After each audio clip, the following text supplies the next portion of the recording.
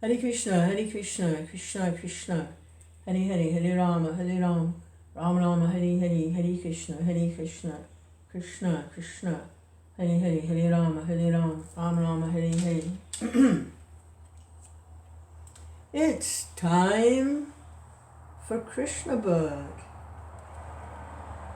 Summary study of the 10th canto of Bhagavatam by His Divine Grace A.C. Bhaktivedanta Swami Prabhupada.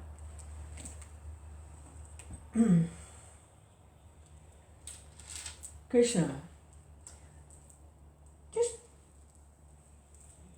just have a question here.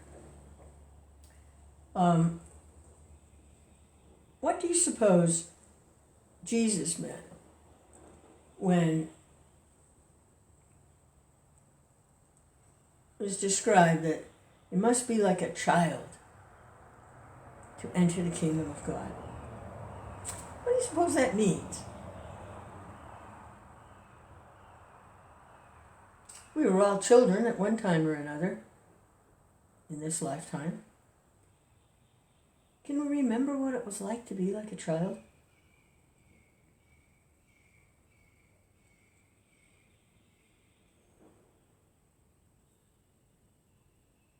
I can. It was great. Hare Krishna, Krishna Krishna, Hare Hare, Hare Rama, Hare. Probably because I never grew up. I'm still about 7 years old. Hare Krishna, Krishna Krishna, Hare Hare, Hare Rama, Rama Rama. It would ask me, what do you want to be when you grow up? And I said, I don't want to grow up. I'm not going to grow up. Hare Krishna, Krishna Krishna, Hare Hare, Hare Rama, Rama Rama, Hare Hare. Looks like I was successful. Hare Krishna, Krishna Krishna, Hare Hare, Hare Rama, Rama Rama, Hare Hare, Krishna, Krishna Krishna, Hare Hare, Hare Rama, Rama Rama, Hare Hare. You know, when we hear these different pastimes of the Lord in His topmost realm, Goloka Vrindavan, He's a child. He's a child. Pretty much up to the point of adolescence, and then off he goes to Mathura and Dwarka to take on duties and responsibilities an adult would have. But up until that time, his childhood, and that is his topmost abode, that's where he finds the greatest pleasure, is in childhood.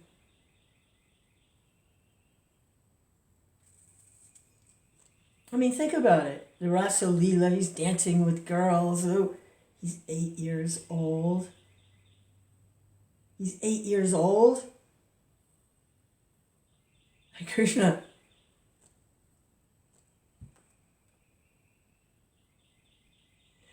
Hare Krishna, Krishna Krishna, Hare Hare. Can anyone remember what it was like in childhood? The innocence and the wonder of everything? Can you remember? Or are we so covered over by all our adult, X-rated, XXXX adult? Hare Krishna, Krishna Krishna. So we're going to read about what happens now when Kṛṣṇa is taken from Vrindavan to assume his adult duties in the royal family. This is chapter 35. Kaṁsa, the evil king, sends Akrūra for Kṛṣṇa.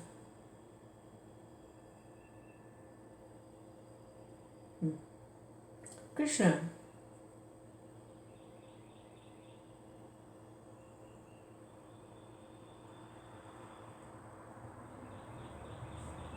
Kṛṣṇa, Kṛṣṇa, Kṛṣṇa, Kṛṣṇa, Kṛṣṇa, Kṛṣṇa, Kṛṣṇa, hey, Kṛṣṇa, Kṛṣṇa, Kṛṣṇa, Kṛṣṇa, Kṛṣṇa, Kṛṣṇa, Kṛṣṇa, hey.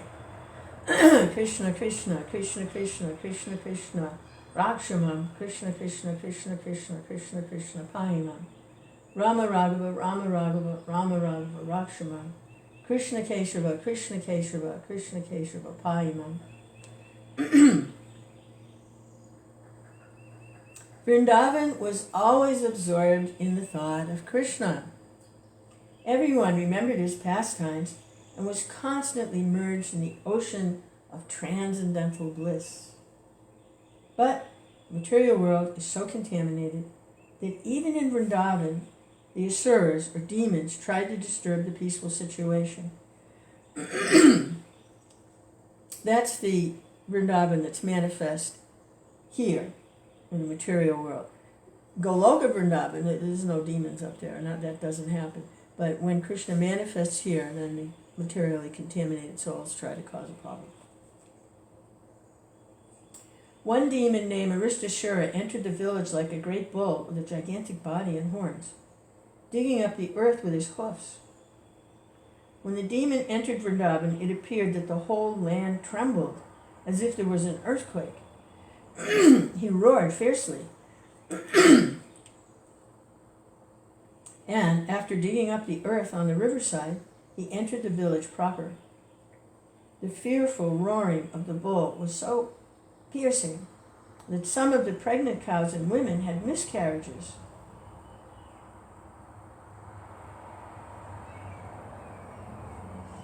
His body was so big, stout, and strong that a cloud hovered over its body, just as clouds hover over mountains. Aristasura entered Vrindavan with such a fearful appearance that just on seeing this great demon, all the men and women were afflicted with great fear, and the cows and other animals fled the village. The situation became very terrible, and all the inhabitants of Vrindavan began to cry, "Kṛṣṇa, Kṛṣṇa, please save us." Kṛṣṇa also saw that the cows were running away, and he immediately replied, "Don't be afraid, don't be afraid." He then appeared before Aristasura and said, "You are the lowest of living entities. Why are you frightening the inhabitants of Gokula? What will you gain by this action? If you have come to challenge my authority, then I am prepared to fight with you." In this way, Kṛṣṇa challenged the demon. The demon became very angry by the words of Kṛṣṇa. Kṛṣṇa stood before the bull, resting his hand on the shoulder of a friend. The bull began to proceed toward Kṛṣṇa in anger, digging the earth with his hoofs. Aristasura lifted his tail, and it appeared that clouds were hovering above the tail. His eyes were reddish and moving in anger. Pointing his horns at Kṛṣṇa, he began to charge him, just like the thunderbolt of Indra. But Kṛṣṇa immediately caught his horns and tossed him away, just as a gigantic elephant repels a small, inimical elephant. Although the demon appeared very tired, and although he was perspiring, he took courage and got up. Again he charged Kṛṣṇa with great force and anger. While rushing towards Kṛṣṇa, he breathed very heavily. Kṛṣṇa again caught his horns, immediately threw him on the ground, breaking his horns. Kṛṣṇa then began to kick his body, just as one squeezes a wet cloth on the ground. Being thus kicked by Kṛṣṇa, Aristasura rolled over, began to move his legs violently, bleeding, passing stool and urine, his eyes starting from their sockets. He passed to the kingdom of death. The demigods and the celestial planets began to shower flowers on Kṛṣṇa for his wonderful achievements. Kṛṣṇa was already the life and soul of the inhabitants of Vrindavan, and after killing this demon in the shape of a bull, he became the cynosure of all eyes. With Balaram, he triumphantly entered Vrindavan village, and the inhabitants glorified him and Balaram with great jubilation.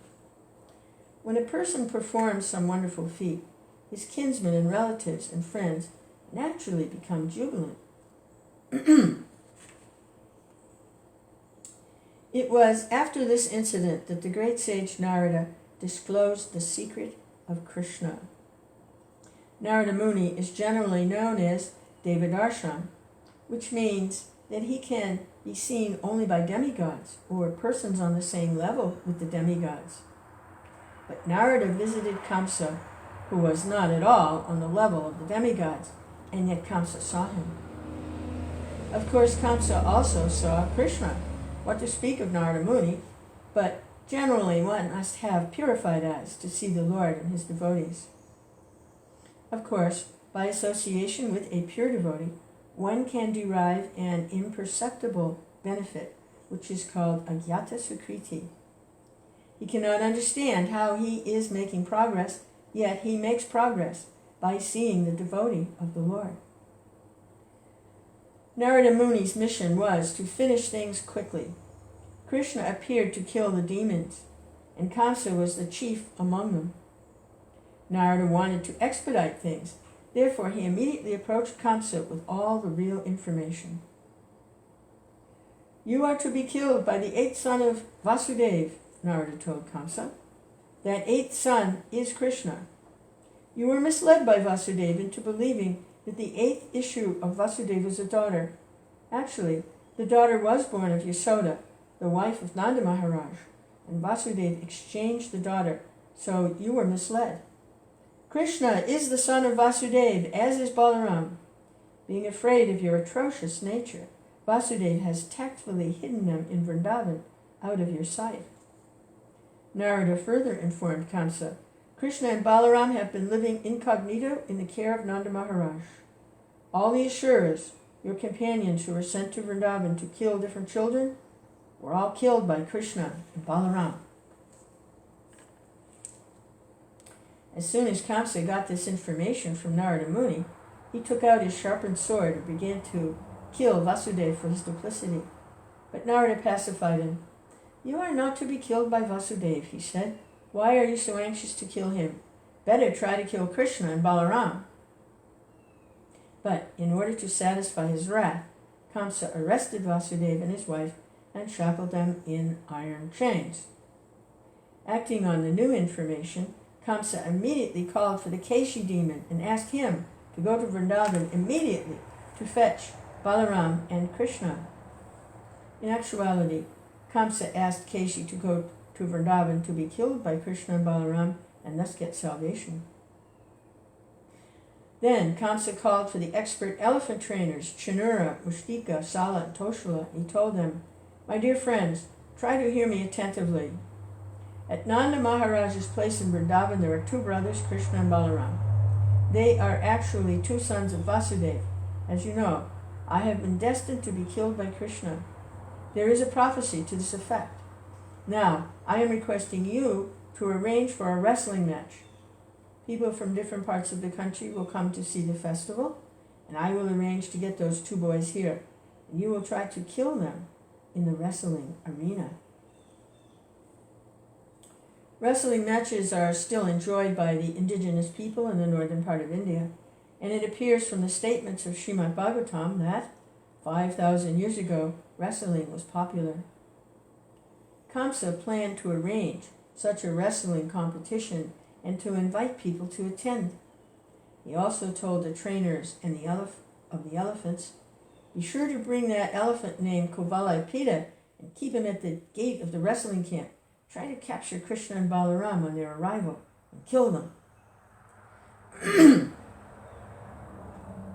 Kaṁsa also advised his friends to arrange to worship Lord Shiva by offering animal sacrifices and performing the sacrifice called Dhanur Yagna, and the sacrifice performed on the 14th day of the moon known as Chaturdasi.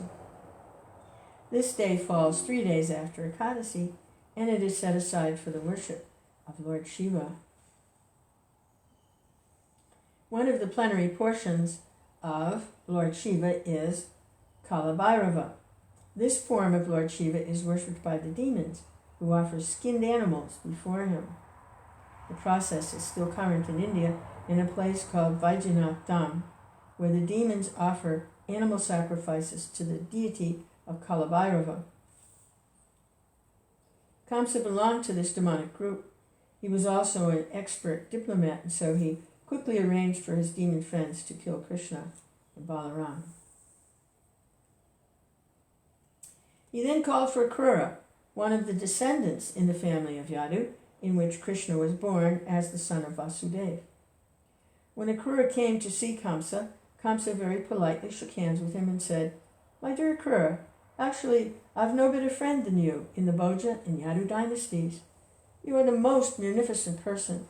So, as a friend, I am begging charity from you. Actually, I have taken shelter of you exactly as King Indra takes shelter of Lord Vishnu. I request you to go immediately to Vrindavan and find the two boys named Kṛṣṇa and Balaram. They are sons of Nanda Maharaj. Take this nice chariot, especially prepared for the boys, and bring them here immediately. That is my request to you. Now, my plan is to kill these two boys.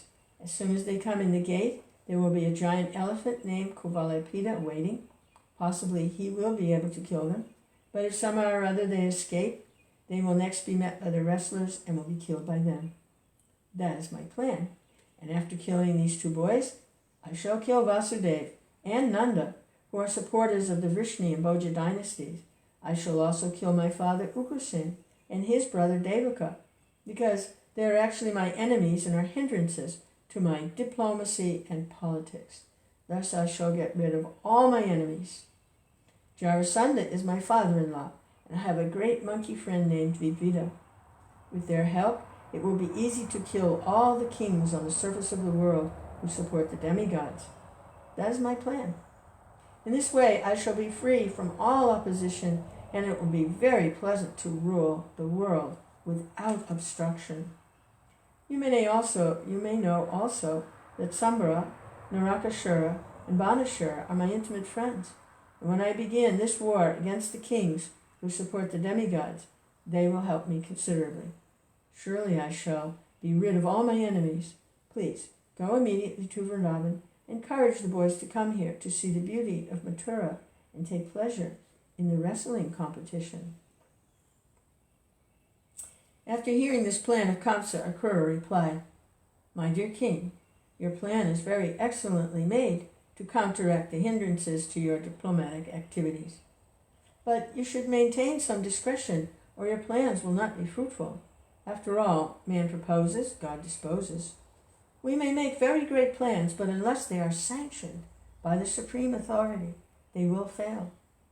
Everyone in this material world knows that the supernatural power is the ultimate disposer of everything.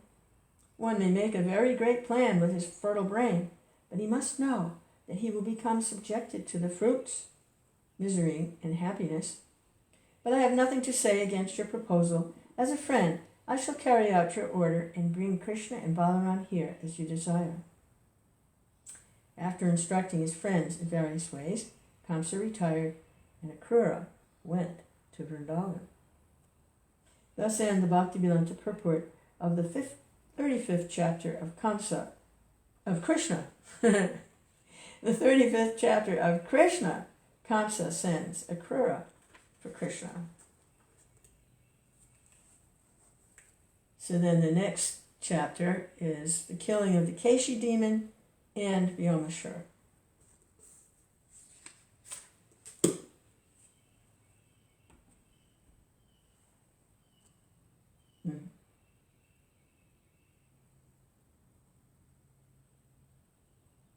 Must be like the child to enter the kingdom of God. I have to say that I just posted a video of the senior ladies. They're all in their 60s, 70s. There was one young one there. She was probably in her 40s. But they performed the play of the deliverance of Jaghai and Madhai for Nityananda's appearance there. And a lot of times you see children perform the play. The teachers in the schools, the children, they direct the children into performing these plays. And sometimes there are adults that perform the plays. But seeing these old women performing this, old Vaishnavis, very old, performing this play. It was so cute. It was so cute. It really was. It was adorable. It was like seeing the children perform the play. They were very childlike and innocent in their presentation. They just had old bodies, but they were very much like children. It was very sweet, very nice presentation. Like my face started to hurt from smiling. And I posted the video. They posted it on YouTube. Hare Kṛṣṇa, very sweet.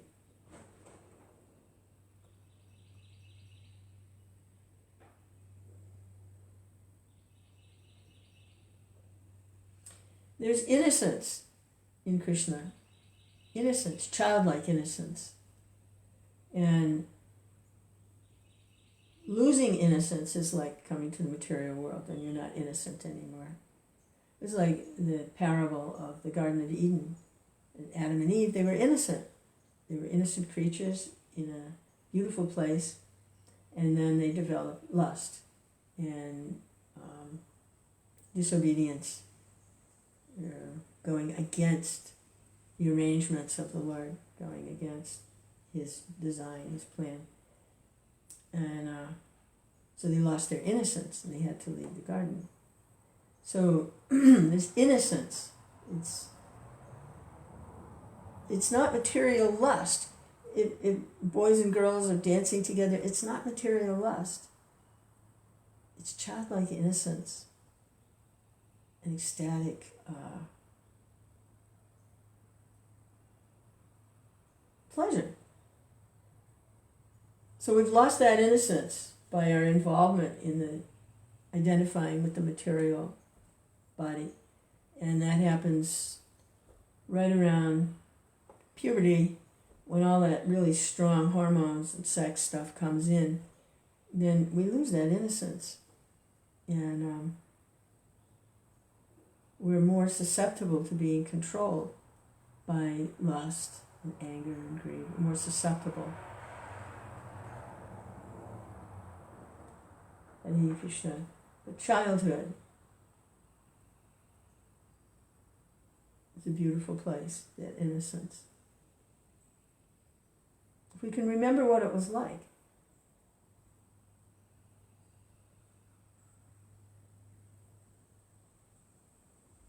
Hare Kṛṣṇa, Hare Kṛṣṇa, Kṛṣṇa Kṛṣṇa, Hare Hare. They say old people, they go into like a second childhood. Maybe that's what's happening. I'm going into my second childhood here.